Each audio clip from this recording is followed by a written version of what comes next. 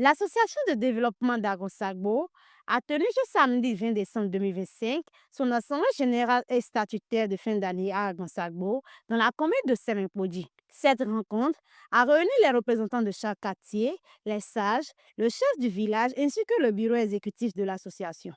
La séance a été ouverte par le discours du coordonnateur d'Agonsagbo qui a rappelé l'importance de l'unité et de l'engagement collectif pour le développement harmonieux et de la localité. À sa suite, premier vice-président a présenté le rapport moral dressant un bilan général de la vie de l'association au cours de l'année écoulée. La cohésion sociale, heureusement, fort de la sagesse que nos ancêtres nous ont enseignée, nous sommes restés debout, unis et engagés pour accomplir des œuvres salvatrices pour le bien-être des populations de notre village.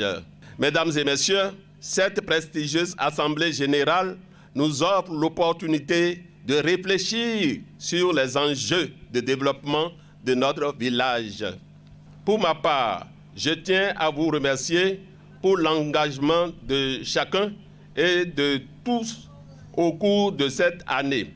S'en est suivi la présentation du rapport d'activité par le président du comité d'organisation et représentant du secrétaire général Samuel Agosso.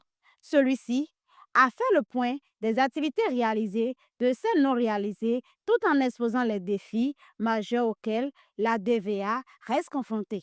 Plusieurs activités ont été réalisées au cours de l'année 2025. On peut citer le soutien aux activités de Agosagbo pour Chris en faveur de l'éducation des orphelins.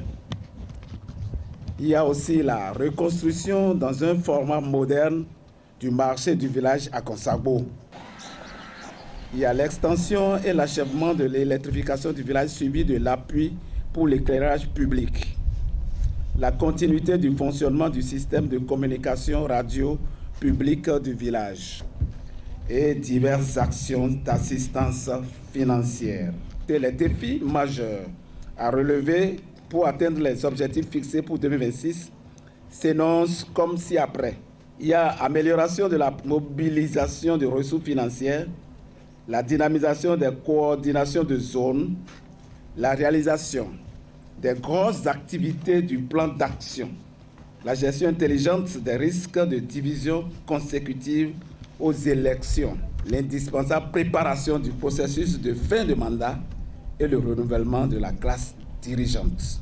Le trésorier général, Meda Rodéou, a ensuite présenté les rapports financiers, salués pour leur clarté et leur transparence. À l'issue des différentes communications, les participants ont pris la parole pour donner leur avis sur la gestion du bureau, tout en adressant leurs félicitations pour le travail accompli. Le rapporteur des commissaires aux comptes a, pour sa part, livré ses impressions positives sur le déroulement de l'Assemblée générale et remercié le bureau pour la bonne gouvernance observée.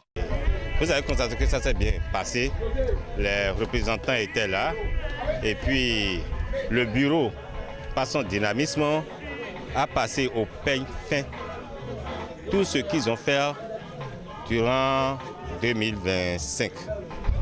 Et comme notre statut a prévu cela, qu'à la fin de chaque année, ils doivent nous donner le point, ils doivent nous faire tous les rapports possibles, rapport moral, rapport social et puis le point financier.